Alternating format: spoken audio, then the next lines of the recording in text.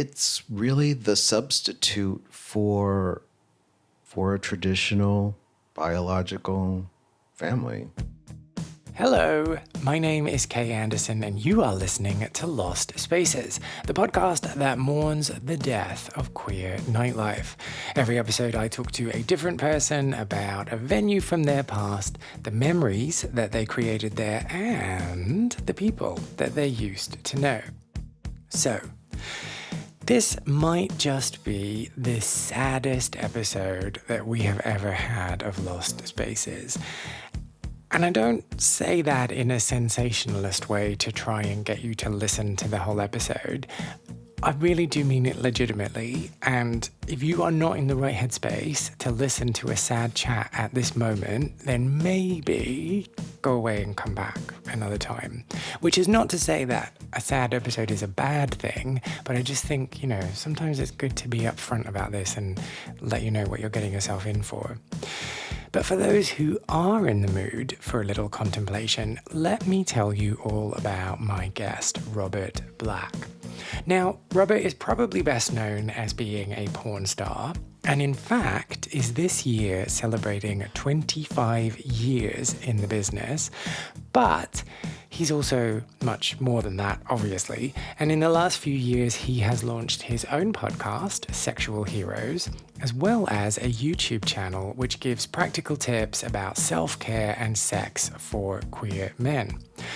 But today we are going all the way back in time to when he was but a young 18-year-old going out on the scene for the first time. And the bar that he went to, Casa Lido in Trenton, New Jersey, quickly became his second home. It was here that so many important life events happened for him, and it helped him to figure out who he was and what he wanted from life. So, before we get into it, I know I've already said that it's a sad chat, and I do absolutely mean that, but there is always some light and shade in these things, right? During the chat, we also talk all about this concept of chosen family and what it means to each of us, the joy and the ecstasy of being on the dance floor, and I also am lucky enough to get a bit of a flirting lesson from Robert, so let's see how I do.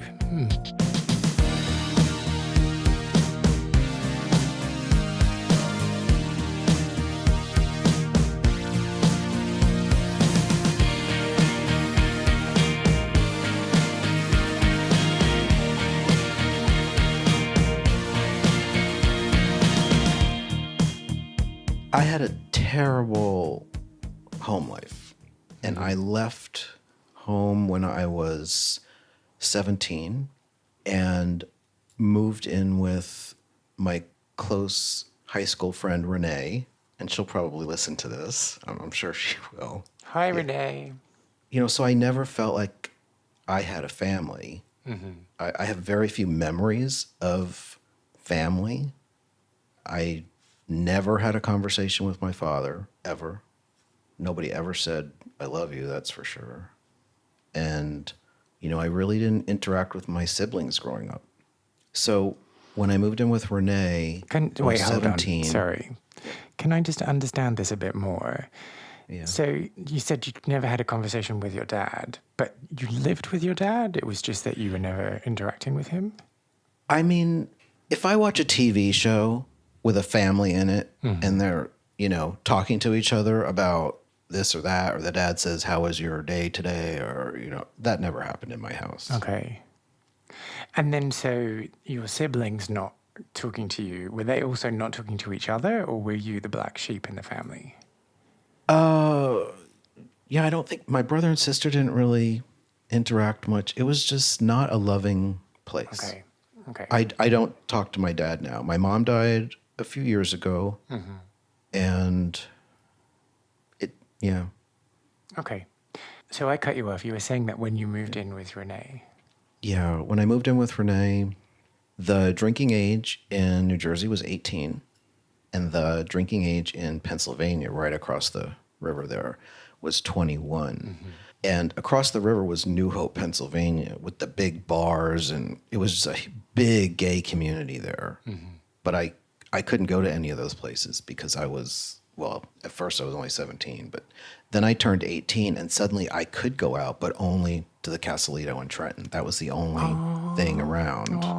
And so that was where I think, the whole idea of chosen family and being around people that you felt love from and felt love for, that was probably my first experience of that. So I want to unpick chosen family and discuss that a bit more with you. But before that, I want to get a better sense of Casa Lido. Mm-hmm. From the introduction that you've just given me to the venue, it seems like it's somewhere that you wouldn't have chosen to go, but you kind of had to because you had no other options.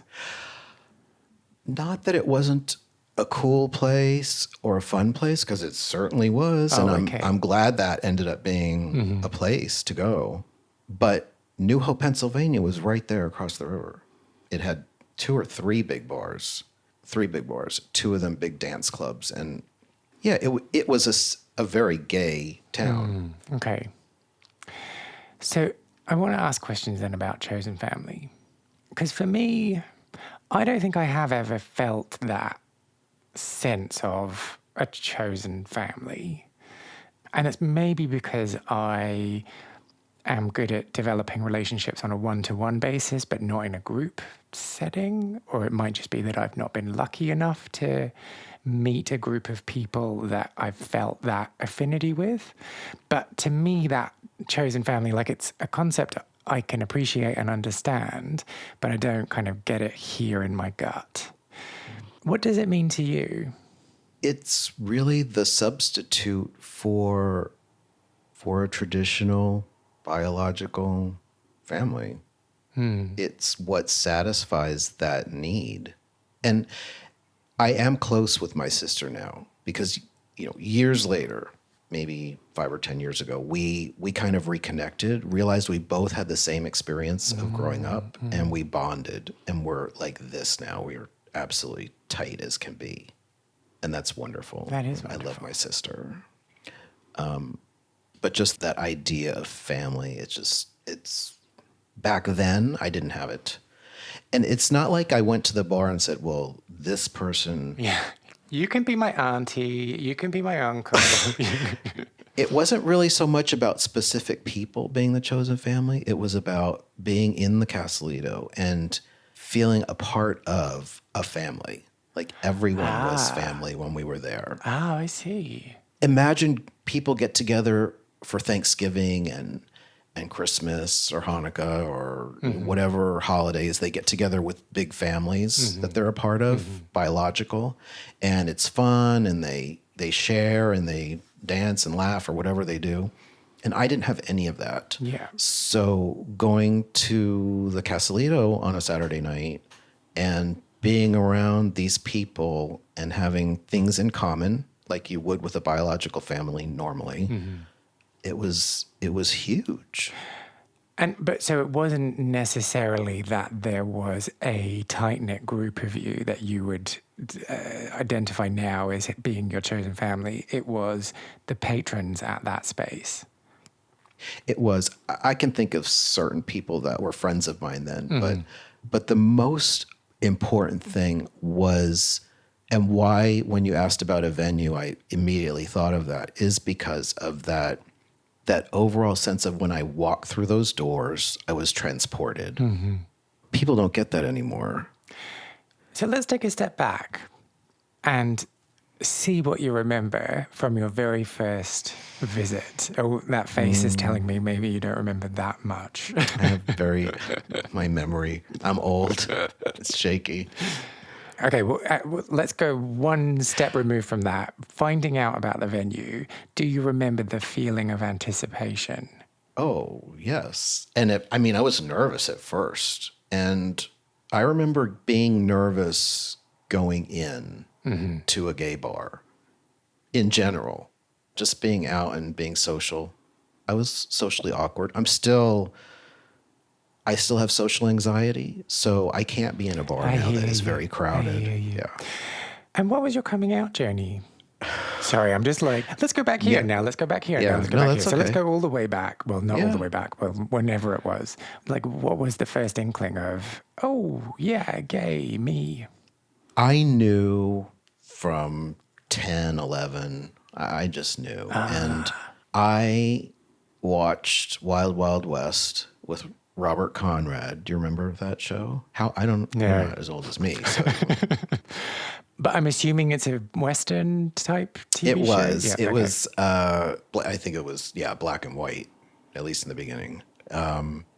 Robert Conrad was this nicely built, handsome actor with a furry chest, which was not typical back then.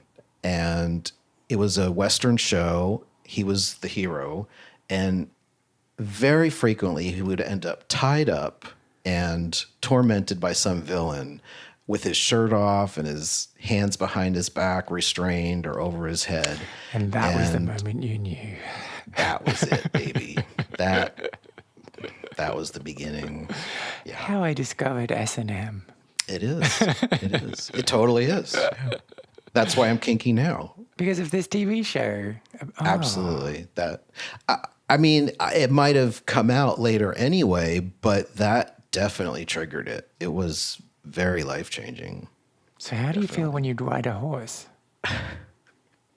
I've only ridden a horse a couple of times, and I think it went backwards one time. And anyway, so I knew very young, and I came out to my parents at 15.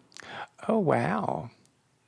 And sorry, I only say oh, wow because of what you've described as your relationship with your parents. Yeah. Because maybe because I just didn't give a fuck. I don't know if I can swear on this. Sorry about that. You might have to edit it out. No, swear all you want. That's probably why, because I didn't give a hoot what they thought, maybe. But my mom, one of the first things she said to me was she'd rather that I had cancer. And that was the first thing she said. not the first thing, but it was an early comment that she made after I made that disclosure. Wow. Did she say what kind of cancer, or was it just any cancer? No. I might have said to her, I think I said to her, well, would you rather I had cancer? And she said, yes. Oof.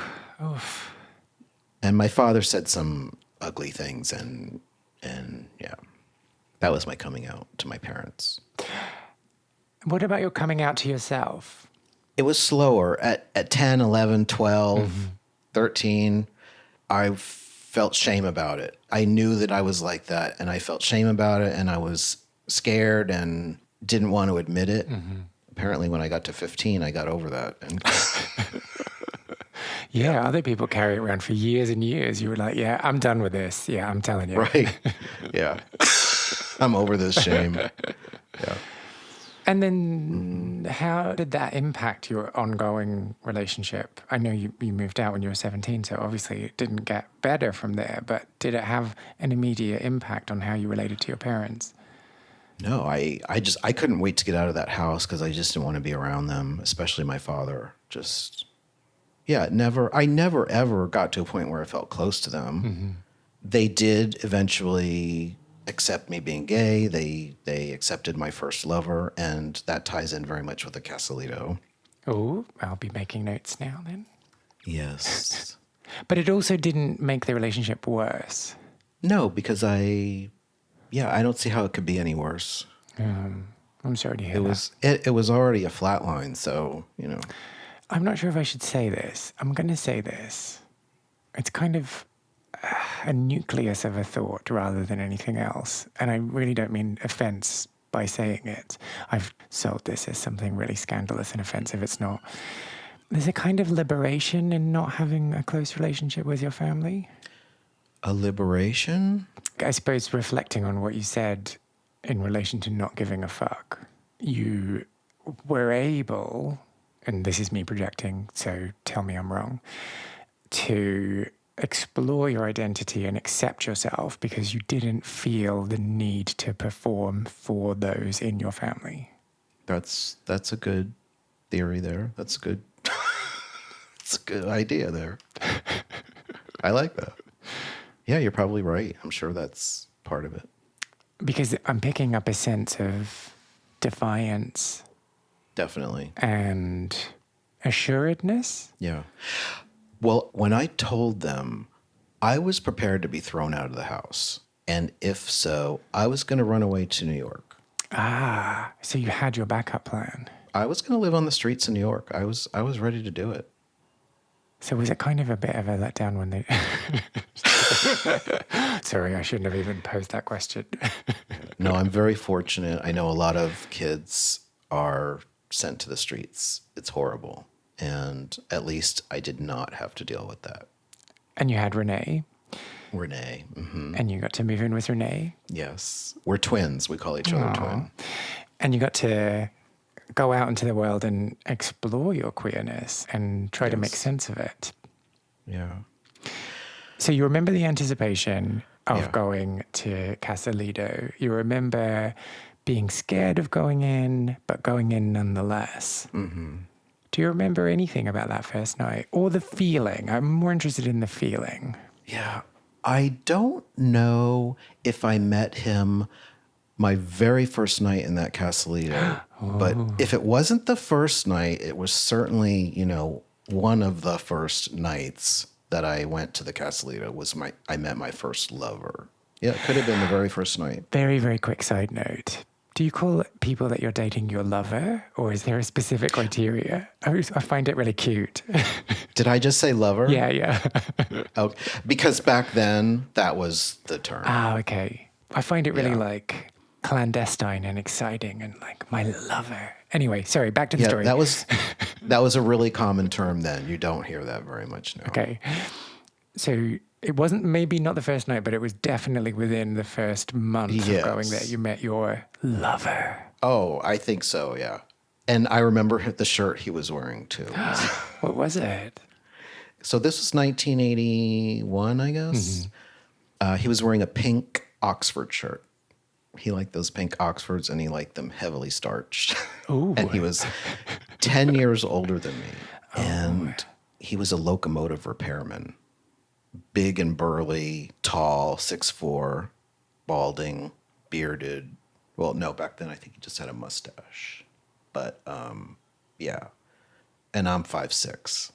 So he was this mountain, this older man, and maybe not so surprisingly, I ended up being with him for 15 years. 15 years? What? Yeah. And so was he, like, to get very personal here, was he your first? No. Okay, but you were 18, and then you settled down with someone for 15 years. Yeah. So do you remember the first meeting? Like, do you remember what happened when you first met him? We kind of courted, dated. It wasn't sex right away. I don't think so. It's so long ago. I remember his shirt, but I don't remember that. You'd remember the starch, though, if you... Yeah, I remember the starch. Well, because I used to do his shirts after that, and I was the one starching them. So, yeah. But it turned out to be a very abusive relationship. Oh. And I basically had partnered up with my father. Ah. I jumped into a relationship way too young, and I think it's because he was older and he was paying attention to me, and he made me feel good in the beginning, and I was craving it, and there he was. At what point into the relationship did it get abusive? He was physically abusive once in the 15 years, and that was early on, and I said, if that ever happens again, that's, that can never happen again. And it never did happen again, which is amazing. But he was verbally abusive for 15 years. Oh. Exactly like it was like my dad was just all over again. At what point did you realize that it was replicating the relationship with your dad? A cousin of mine who was also gay, in that last year I was with my lover, he made the comment to me that you married your dad, and it just hit me like a ton of bricks. It was, wow, you just struck a nerve. It just all made sense. Like everything dropping into place at one moment. Yeah. Yeah. And so after that, an incident happened with him where he was particularly verbally abusive. And that's when something went off in my head, and it was the last straw. And I thought, this is never going to happen again because I'm leaving. And I did. Well done. That's a really big thing to do. I think it's interesting what you said about somebody paying attention to you, somebody making you feel a certain way, and then falling for them as a result of that.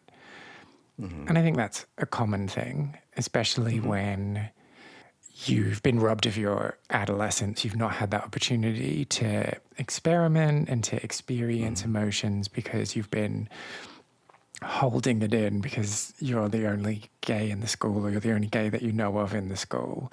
And so you're still quite emotionally immature when you're 18 and you're having these experiences. And yeah, too much too soon is the approach. It's like everything all at once, because this is you unleashed, right? Like this is your opportunity. Yeah. The thing about the Casa Lido is, if the drinking age in Pennsylvania had been 18 and I was going over there, I never would have met him. Is that an interesting thing? You would have met someone else. I would have met somebody else. And it was just, there was way more opportunity to meet people and a variety of people and be in large groups. But in the Casa Lido, it was a much smaller crowd. It was not as well attended as all the big clubs across the river. But my lover lived in Trenton, and that, he would just go there and have a drink or whatever. And that's where I met him.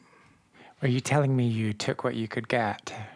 No, it's not that I took what I could get, but it was one of those things that funneled me in his direction that probably would not have happened. There he was. I lived with Renee for a year, went to the bar regularly. I want to talk about the bar a little bit, but it was, aside from him, regardless of what was going on with him, it was joy. Okay. Should we focus on the joy then? Sorry, I'm really good at being let's pick at this scab, and maybe we shouldn't do that. Yeah. So the joy, does it involve the dance floor? Oh, definitely. Now, you said you're socially awkward and, fully there with you. What does that translate to on the dance floor? Are you like a shuffler on the side, or are you like, get out of my way? That's a great question. Now you will not catch me on a dance floor. Not that there are that many dance floors, but, later in life when I did porn, I made some bar appearances where I was paid to go and dance and perform. And I was more comfortable on a stage than I would be just on the dance floor. Yeah. But back then, there were certain songs that would come on, and just, everybody would run to the dance floor. You couldn't help but do it. And so you didn't quite answer my question. You said everybody ran to the dance floor. Yeah. But does that mean that you took up space, or you were just gingerly dancing?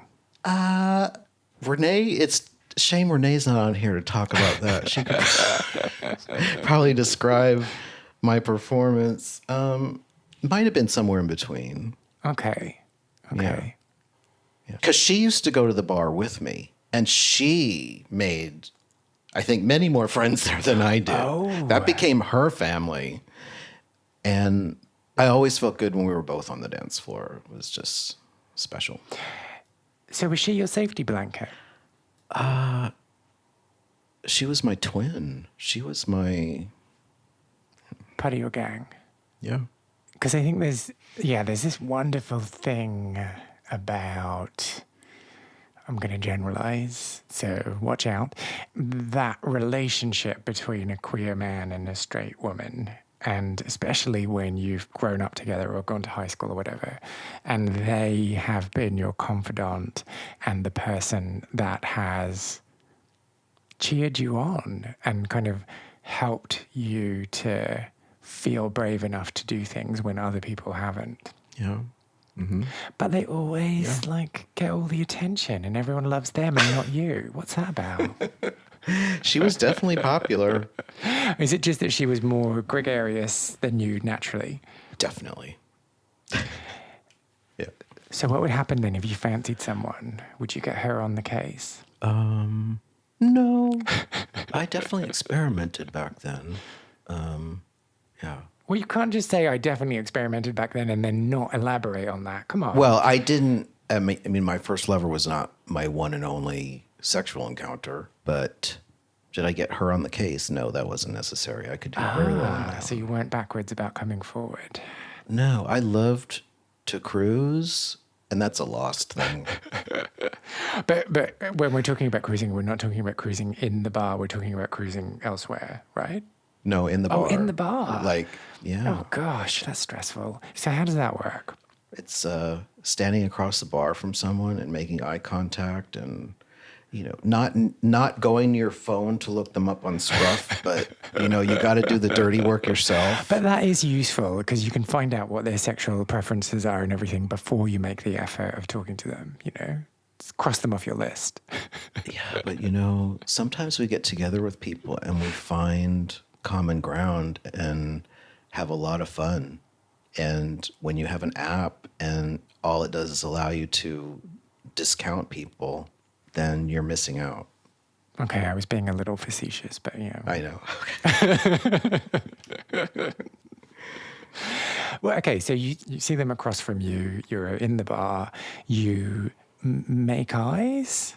Yeah, you make eye contact and then you kind of work your way towards a little bit at a time. You're getting closer. You're talking with this friend. You're a little bit closer, and then you work your way over there. And are you like avert in your attention, or are you trying to be a little aloof and unattainable? You probably will. You'll make occasional eye contact. And is there a smile or a smirk, or is it probably like an intense, grrr, I'm looking at you? There's definitely an acknowledgement that you find them attractive. And then what happens? And then you get incredible butterflies in your stomach and you go up and talk to them. That's where it all goes wrong for me. Because I say something like completely ridiculous and they're like, what? What did you say? And then I just like back off and leave. What's a nice boy like you doing in a place like this? Don't say that. No. There's just no way of starting. There's no good way of starting that. Yeah. Unless it's I like your pink shirt. Looks quite starchy. Yeah. Okay, so I might have misinterpreted. I might have jumped straight to like thinking about cruising as in cruising for sex. You just mean cruising as in flirting. Yes. Oh, okay. Yes. Oh, yeah. Thought you were going to go and jack off in the toilets. Oh, no. Okay. That was never my thing. Not then, anyway. So that's interesting that you were confident enough to flirt but not do anything else. Yeah. Yeah. There's one, this is another sad place. I don't know if I want to go there. Oh. It's okay. It's just that another important thing about thinking back about the Casa Lido is that was 1981. So many of the people that were there then are not here now. And we lost them long ago. And so when I think back to that time, I can see their faces clearly. Yeah. I just think that's important. To be able to see people that you've lost, like my friend Garrett, and be able to picture them in that space dancing. He was a terrible dancer. That's, it's a gift to be able to do that. What was it like when HIV was ravaging the community to go to bars and to go to places to dance and be merry? Well, I actually was diagnosed in 1986 with HIV. I am a long-term survivor. And because I was in that first relationship, it's not like we were going out dancing all the time. It was very much, Settle down. Yeah. I was settled down way too young. Yeah. So it was, yeah. Do you want to stop talking about this? No, it's okay. But in the years prior to that, when there was news coming out about it and there was all this uncertainty, what was that like? I have a feeling that I actually got HIV in 81, the same year that I would have met my lover. Ah, okay. Because I did not have the type of sex that you would need to get HIV, except for one occasion where I was basically date raped.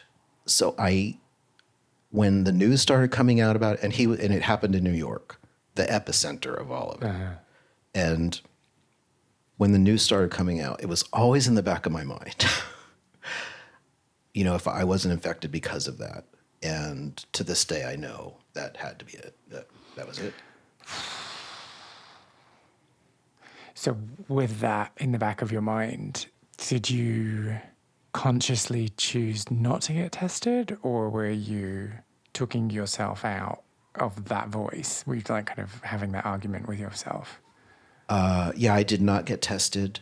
And my lover and I did not have the type of sex that would pass that along. Although they didn't know then that, they still thought oral sex would do it. Yeah.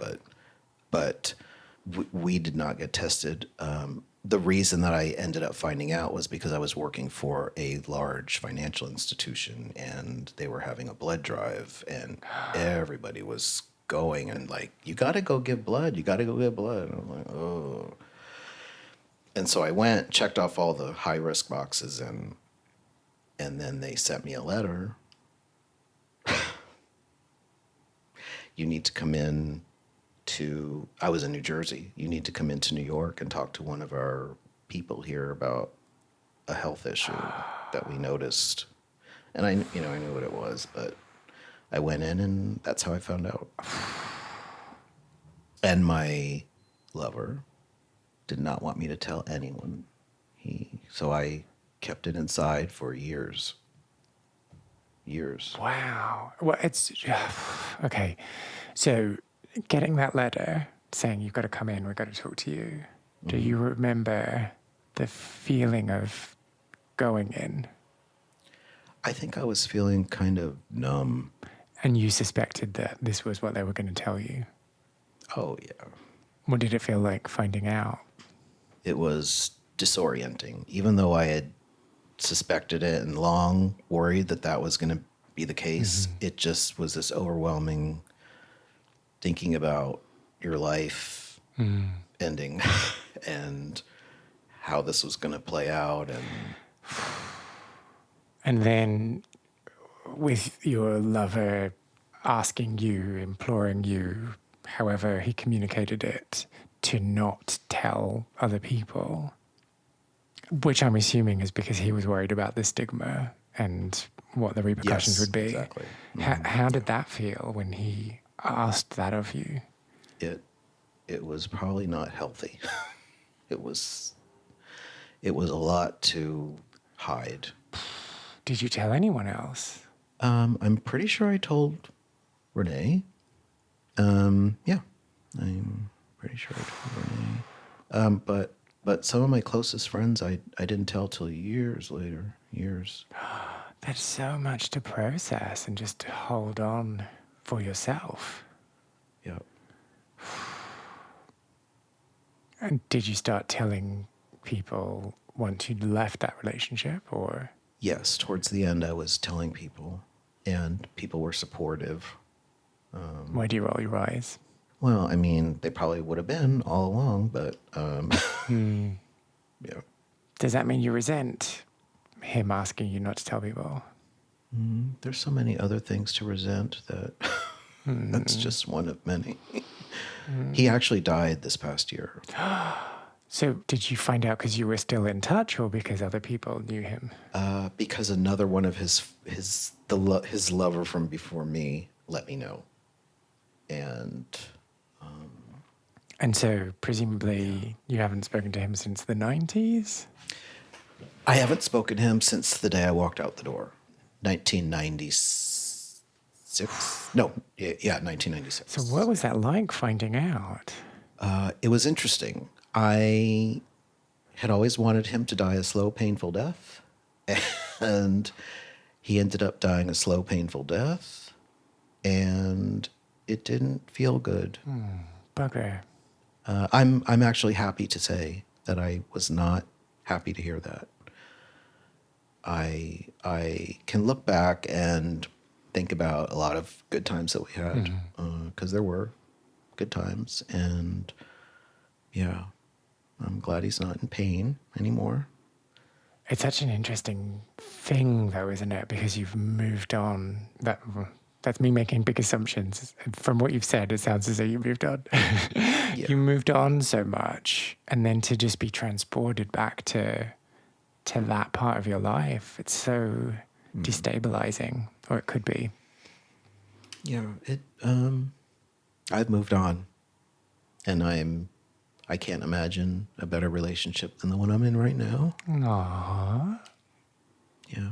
It's weird, though, to think about the people that were in your life that shouldn't have been in your life, but that brought such strong lessons and gifts in a way.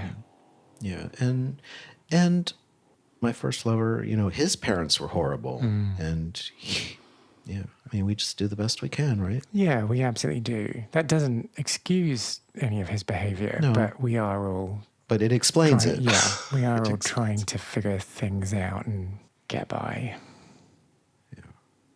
Robert, what are we doing? You said you wanted joy. What do we have? What's happening here? Well, this was very therapeutic, cathartic, therapeutic. Thank you so much for being so open. Yeah, thank you so much for having me today and letting me talk about all that. Get it out. Do you have any memories of Casa Lido, or maybe a club from your own queer scene that you want to share? Well, if you do, why not get in touch? I want to create the biggest online record of people's memories and stories of queer clubbing, but I need your help. Go to lostspacespodcast.com and find the section Share a Lost Space to tell me all about what it is you got up to. You can also reach out to me on Facebook, Instagram, and Twitter, where my handle is Lost Spaces Pod.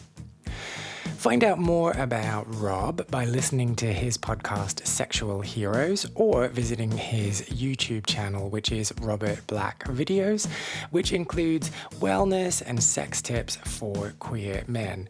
And if you are that way inclined and you want to go and look at his pornographic material, I will make sure to include the links in the show notes for this episode, so have at it.